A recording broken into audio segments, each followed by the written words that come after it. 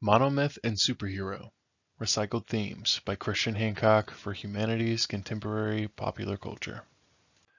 I chose the modern hero Evelyn Wang from the movie Everything, Everywhere, All at Once as the subject for this presentation. This story and characters resonates with the modern era because of the increase and rise in nihilism. This story tackles these issues along with suicide and things like that. The Generation Z is being called Generation Doomer. A major multi-country study found that over 50% of young people believe that humanity is doomed. They cite the reasons as being the climate crisis, civil rights abuses, and government's inability to govern. For the remainder of the presentation, we'll be talking about the movie and the steps of the hero's journey that the main character, Evelyn Wang, goes through. This will be based on Christopher Vogler's 12 stages of the hero's journey. We start with the ordinary world stage. Evelyn Wang is in a stressful world, juggling multiple responsibilities, one of which being audited for her business as a laundromat, and she has a dorky husband that she wants to get a divorce to, and she also has a daughter who is a lesbian.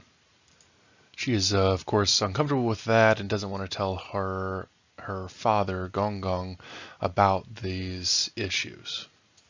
For the next stage, we go to Call to Adventure. On the family's way to talk to the IRS agent about the audit, her husband Wayman has a change in his demeanor and starts telling Evelyn that she is in grave danger. Wayman gives her some strange instructions to follow, like switching her shoes to the opposite feet, and she does this, gets pulled into a broom closet where they talk more about what's going on. Wayman explains to Evelyn that they need to have a private conversation about this situation and gives her a list of strange instructions to follow. One of these instructions was to switch her shoes to the opposite feet. When she does this, she is supernaturally pulled into a broom closet with Waymond. Waymond explains that he has the technology to jump into other versions of himself in other dimensions, other universes. He further explains that everyone is in danger due to the antagonist Jobo Topeki, that this bad villain has the ability to destroy everything. During their conversation, a evil version of their IRS agent, Deirdre, breaks through the door and attempts to kill both of them. Waymond and Evelyn jump back into their original universe, and the IRS agent walks up to Evelyn, who subsequently punches her in the face.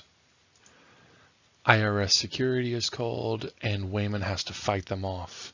And in this chaos is where we get the refusal of the call to action. Waymond says to Evelyn, "You can either come with me and live up to your ultimate potential, or lie here and live with the consequences." Evelyn looks to him and says, "I want to lie here." The next stage is meeting the mentor, and Waymond is that mentor.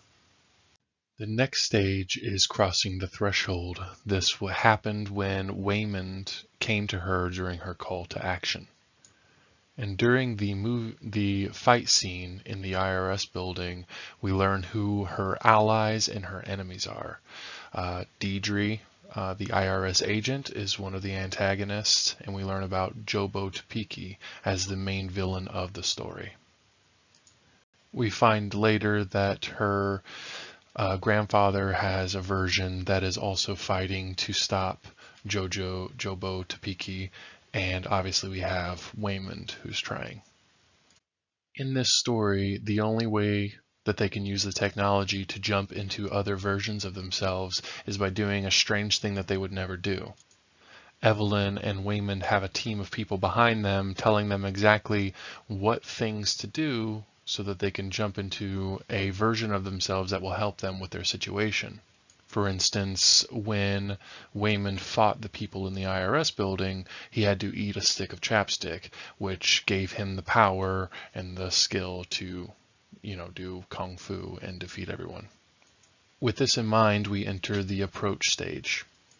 The evil IRS agent Deirdre defeats Waymond in battle, and Evelyn is forced to tell her that she loves her to jump into a version of herself that knows Kung Fu so that she can defeat her. This works, and Waymond tells Evelyn that she surely has the attention of Jobu Topeki at this point. The ordeal comes when Jobu Topeki reveals herself as her daughter Joy. She says that she has the ultimate weapon, which is an everything bagel. This bagel essentially acts as a black hole, and it has the power to destroy the multiverse. The next stage is the reward stage, where Waymond tells Evelyn that the reason that she is the only one who can save the world is because she's bad at everything. This gives her unlimited potential to be every version of herself. The next stage is the road back. In this stage, Evelyn attempts to kill Joy, her daughter, and refuses. This turns all of her old allies against her, and when Joy confronts her, her mind splinters and she collapses. The next stage is the resurrection.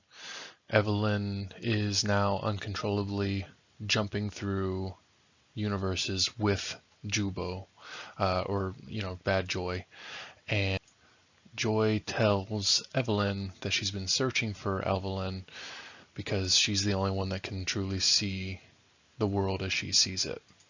Joy says that human experience is pointless and nothing matters, and that she made the everything bagel so that they could kill themselves, Evelyn and Joy. Evelyn is tempted by this and begins to act cruelly and nihilistically through all the universes that she inhabits and hurting those around her. This is where Waymond stands up and sees what's going on and pleads for everyone to stop fighting and asks everyone to just be kind. Evelyn has an epiphany and follows his advice, and instead of fighting all the enemies that she's created, she begins to fix them, finds out what hurts them, and fixes the pain that they're having. During the next stage, the return, everything goes back to normal. Evelyn and Waymond decide to stay together, and Evelyn tells her father of Joy's sexuality. And Waymond convinces the IRS agent to give them more time to fix their taxes for the audit. Joy attempts to enter the everything bagel by herself, but Evelyn tells her that even when nothing makes sense, and even when she could be anywhere else in the multiverse, she'll always want to be with Joy.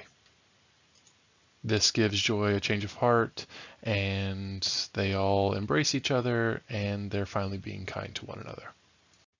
Thank you so much for watching my presentation. I'll say that even though this movie is absurd, it actually made me cry. It was very powerful. And I feel like I appreciated it more after going through this course, and I thank you for that. I hope you have a great day.